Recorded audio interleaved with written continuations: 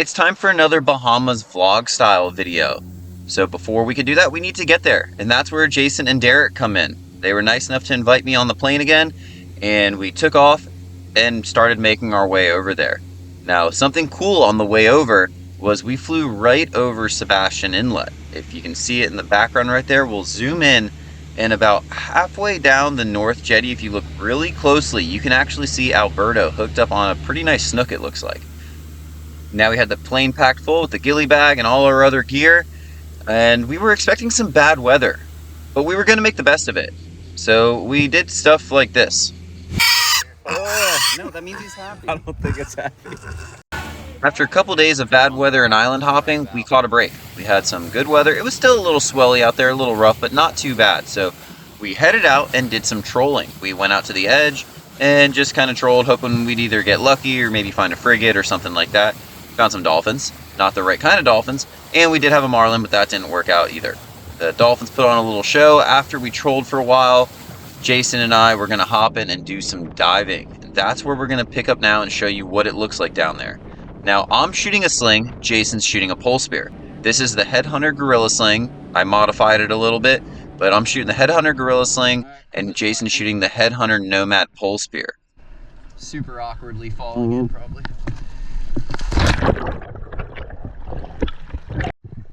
Jason's going to get us started here. He's drifting down with his Nomad Pole Spear, and he already has it cocked back with a fish in his sights. They're really hard to see from above because they camo, and the water had a green tint to it. But he got a good hit on that hogfish. We weren't really seeing many trophy-sized fish, but again, we've been inside for a couple days, and hogfish are absolutely delicious, and we wanted some hogfish ceviche. So Jason plugged the first decent one we seen and got it up to the surface nice and quick.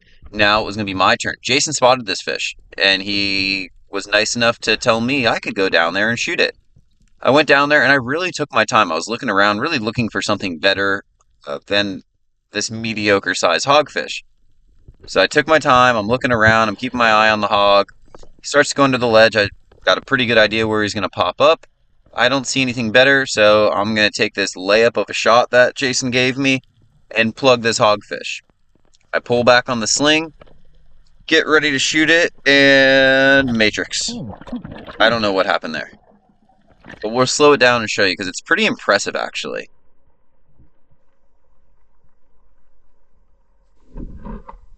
That hogfish just straight up dodged that thing. The spear even had a little bit of curve in there, which they have when you shoot them, but kind of funny. Luckily, I was going to get another shot here. I spotted a fish go into this hole, and luckily I had my flashlight with me. Looking into these holes, especially when you're out in the bright light, it takes a little bit of time for your eyes to adjust, and it can be a little difficult. So I aimed the flashlight in there, I saw where he was laying, and then I pulled back on the sling. The way the flashlight's mounted on my hand, I can't really aim the light and shoot. I'm going to work on something for that, though. Anyways, I line up the shot, and let it go. Got a good hit on him. I quickly grabbed, I got a new dive knife I've been using for a little while, the Sword dive knife. They're just like the fillet knives I use. And the fish was grunting like crazy. I didn't want him to attract sharks, don't need him to suffer longer, so I knifed him while he was in the hole, which also helps the fins relax and pull him out of there. Really quick, easy work on a pretty solid sized Nassau grouper. Here's just one more look with the flashlight. You can see real briefly where he's at, and I was able to kind of just base my shot off of that when I took it. Nassau. I'll put him in so you don't cut your hands up. Wow, now Jason's back up, and he spotted a hogfish on the bottom. He was kind of taking his time, getting the right angle on it, lined up the shot, and let the pole spear fly.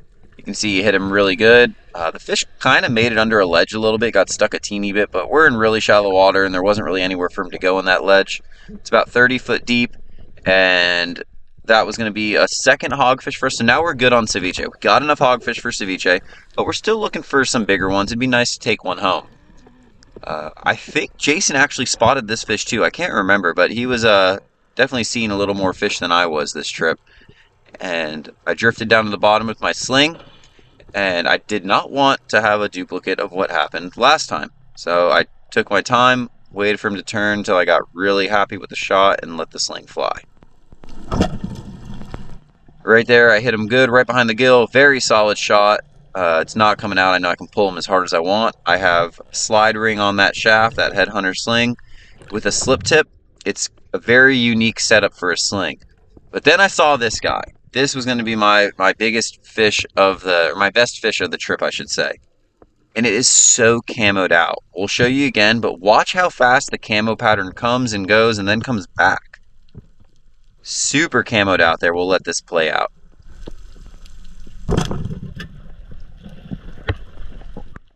It was basically the same shot I had on the last fish, just behind the gill. A very solid shot. The slip tip of the spear engaged on the other side, so I know I can pull them up as hard as I want. And you can see that camo pattern is completely gone. It just looks like a normal colored hogfish right now. So I got a good grip on it. But we're gonna go back down to the bottom and show it to you again. That's a good one. When I first saw this fish, it was camoed out, matching the pattern on the bottom almost perfectly.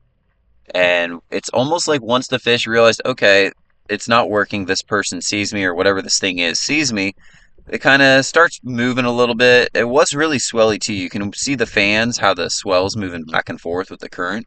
But you can see right there the stripes and the pattern just really start to fade. And by the time he turns back and we see the other side, it's all but gone. Maybe a little bit of pattern left towards the tail. But it's just amazing how fast these fish can change color.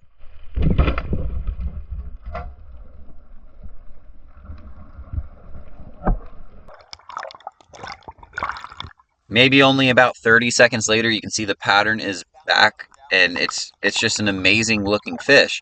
The hogfish, I would say, is probably like the biggest staple of the Bahamas in the dive world goes. It's what they're known for, is big hogs, especially in the Abacos and lower Abacos, really big hogfish.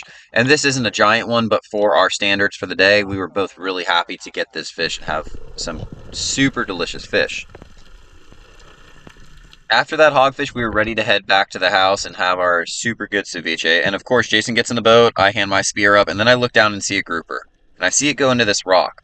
So I swam down, I don't have my spear on me right now, and I start looking around a little bit, and I spot him right through that hole in the center of the screen. You can see him looking out the other side.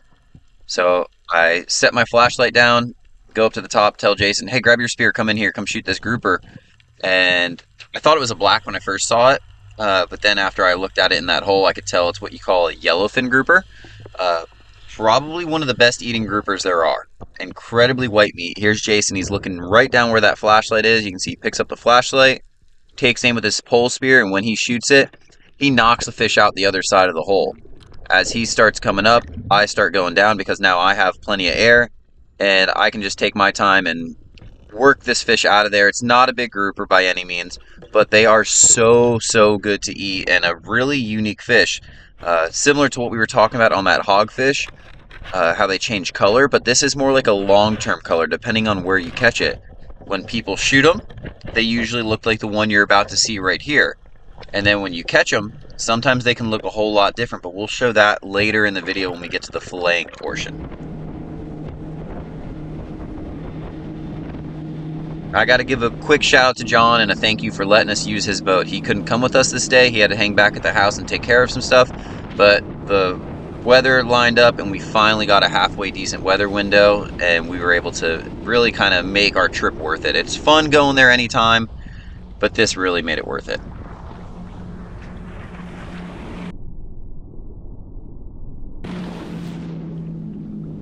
All day.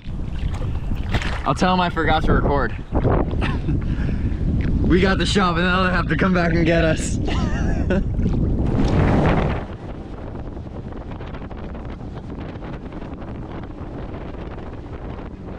Now we're making our way back into Treasure. There's the fuel dock right there, and that's where we're out of this trip. We just went right out front of Treasure. That's where the house is, and it made for a really fun, pretty simple day of diving. And now it's time to fillet some fish.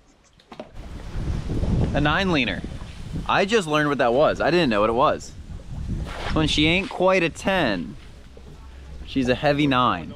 She ain't a 10, but she's a 9-leaner. All right, so we just got back. We got some fish. We're gonna go hit the fillet table. Trolling wasn't hot. We had one shot, but we're not gonna talk about that. All right, Jason.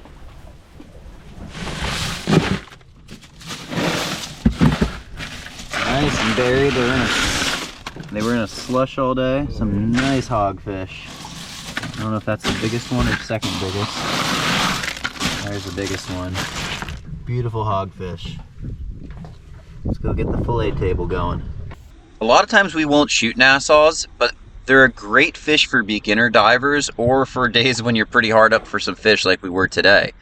Nassau's are also one of the very few species in the Bahamas that have a regulation. So in the wintertime, you gotta let them be. No shooting Nassau's in the wintertime. Now let's talk about the yellowfin grouper for a minute. This isn't a very big one, but a lot of times this is what they look like. This one has some red on it, so it's almost like it's transitioning. But in the shallower water where divers normally get them, they look like this. Now, in deeper water, like this one you're going to see here, about 250 foot of water, they turn into what's called a fireback. It's still a yellowfin grouper, but they get amazing colors on them. Now we got the hogfish on the table, one of the best tasting fish there is. They're actually a super bland fish, if you want to be honest about it, which I think is why so many people like them. You can do so much with them. We're going to start by filleting this one. I got my sword 7-inch flex. We're cutting up towards the head, make sure we get that head meat, and then working just the tip of the knife down the back along the spines to make our initial cut. Once we do that, we're going to use the flex of that 7-inch knife and ride those bones down all the way till we get to the spine. You can hear it clicking as it goes down. After you make your way to the spine, I get the tip of the knife over and do the same thing down the bottom side of the fish, and you are left with some beautiful hunks of hogfish. We got the fish all cleaned up. We're going to pop the eyeballs, throw it in the canal. John made us some delicious ceviche, some hogfish ceviche. And then the next morning it was time to go home. Here's a look at the Treasure Cay International Airport, and after a long wait in the security line, we were finally able to board our plane. I'm in the back with the gear. Derek and Jason are up front, and we're going to get to look at some stuff on the way home. That's where we fillet some fish when we stay over at Grand, these beautiful sandbars. That's a look at Rosie's Place and Sassy Cassie's, and then over here we have Walker's. I've been to these places, but I've never really got a good look flying straight over them like this before, so that was pretty unique. And just the amount of reef we pass over, just being a diver, it's kind of crazy just seeing like, oh my god, I want to dive that, I want to dive that. And then there's home. We made it home. I can see my house from here.